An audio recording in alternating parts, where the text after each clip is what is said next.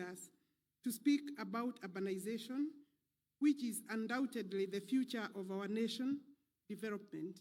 My ministry, Your Excellency, is privileged to champion the growth and transformation of our cities and urban areas, the very engines of Kenya's socio-economic development.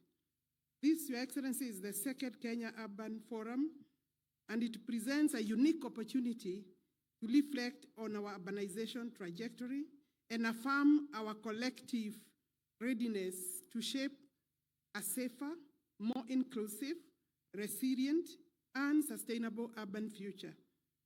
The theme today, Your Excellency, guiding our discussion is "The Future is Urban, Driving Kenya's Vision for Urban Transformation." And it is timely and significant. While urbanization in Kenya is unstoppable, its management is urgent and must be deliberate. Our cities and towns are expanding rapidly, often outpacing the planning frameworks and infrastructure necessary to guide the transformation. Your Excellency, urban areas hold immense potential to drive national development and county development. This potential can only be realized if we intentionally invest in robust planning, resilient infrastructure, efficient mobility systems, and sound governance. Enhanced revenue generation, Your Excellency, from urban areas through property rates and other income streams can only deliver impact if anchored on accountable and transparent systems. Your Excellency, I'm pleased to report on the significant milestones made by the State Department for Housing and Urban Development in establishing municipalities across the country. It has been alluded to. In the last 5 years alone, over 100 municipalities have been established as envisaged under the Urban Areas and Cities Act Amendment number 3 of 2019.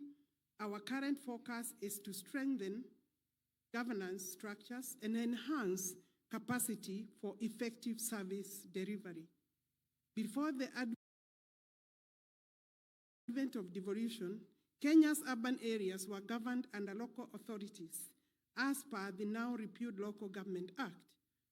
But the new Constitution 2010 brought into effect a devolved system of government, introduced a third level of governance, that is the urban institutions. The Urban Areas and Cities Act provides the framework for classifying, governing, and managing cities and urban areas, outlining institutional responsibilities while embedding citizen participation and accountability. Excellency Governors, some of you are here. Governor of Nakuru is representing also the COG. You are here today, and you can attest to the role played by urban boards in enhancing service delivery. This progress has been supported significantly by the World Bank through Kenya Urban Support Program, which is now in its second phase. We remain grateful for this strategic partnership. Kenya has approximately 1,200 urban centers, and with 120 municipalities officially chartered. According to the 2019 census, 310 urban areas meet the threshold of a minimum of 2,000 residents and qualify for classification as towns, municipalities, or cities. I urge county governments to accelerate classification of these centers to allow more structured planning and development. Our urban centers continue to expand, often into agricultural and environmentally sensitive areas. It is imperative that we delineate urban boundaries to promote densification and protect land for food security production, for food production, to allow food security to a farm. And environmentally, we have to look at environmental sustainability, and therefore, when we expand into agricultural areas, we take the risk of reducing land that is clearly needed. And this will also ensure accurate census reporting for future planning, especially as we project that half of Kenya's population is likely to be in urban areas by 2050. That is how the data is looking at. As urban growth, and that means over maybe 30 million Kenyans will be in the urban areas. As urban growth intensifies, so does the demand for housing. The Affordable Housing Program, a flagship under the bottom-up economic transformation agenda, sits at the heart of our efforts to provide decent housing while unlocking jobs, stimulating local economies, and transforming urban settlements. Your Excellency, we have seen renewed momentum in dignifying the lives of urban residents through housing and supporting infrastructure. The handovers in Mukuru, Kwaruben, and Homa Bay mark just the beginning. Many more developments across the country, in every county, are under construction, and many of them are nearing completion. They will be handed over in the coming months. These efforts are transforming our cities into inclusive, economically vibrant, and environmentally sustainable spaces. One of the pressing issues underpinning urban transformation is availability of land. Many cities lack adequate public land for essential infrastructure and housing. As a ministry, we continue to explore mechanisms to unlock land for public and private development, particularly for low-income housing. We are also implementing land management reforms through Athisasa to improve transparency and accountability. That means security of tenure. Additionally, we are reviewing and updating the National Building Code to align with the global principles of energy efficiency, safety, and climate resilience. Towards that, Your Excellency, this last Friday, we did sign under Housing and Urban Development and Public Works and cooperation framework with IFC to cover technical support.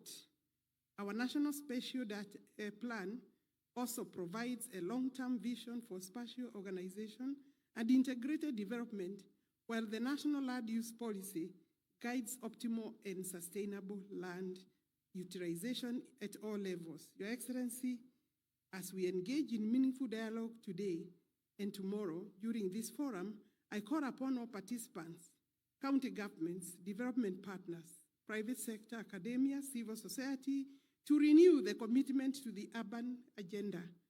Let us remember that cities are not just places where people live. They are where nations grow, innovate, and thrive. We are hoping to create homes within our cities.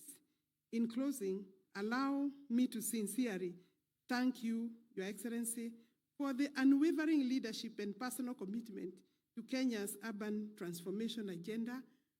Together with these people here, Your Excellency, the agenda is in good hands. I also extend my gratitude to all participants for their dedication to building a better urban future. Your Excellency, that is the end of my written speech. Allow me to say that last week, there were voices from the trade unions. Trade unions are the owners of workers.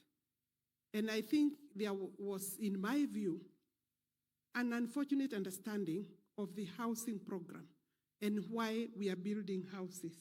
Your Excellency, once we build houses, you have seen the joy in the people who are the beneficiaries. It is accessing them a lifestyle. Your Excellency, it is not possible for a government like this one, for a State Department under your leadership.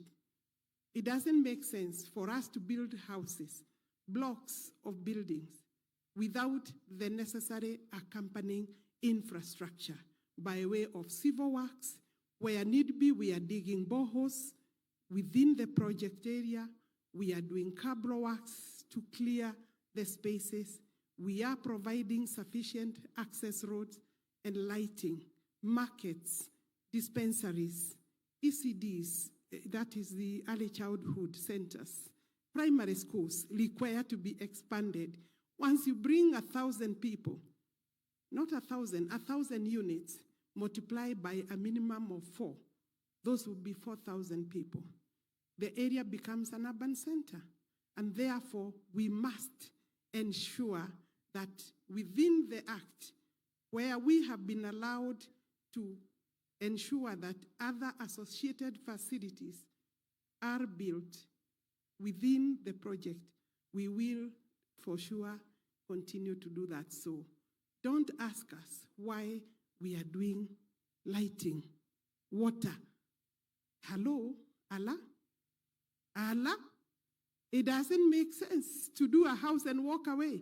Then you better leave the people where they were before you did the houses. And you know, we are moving people from informal settlement.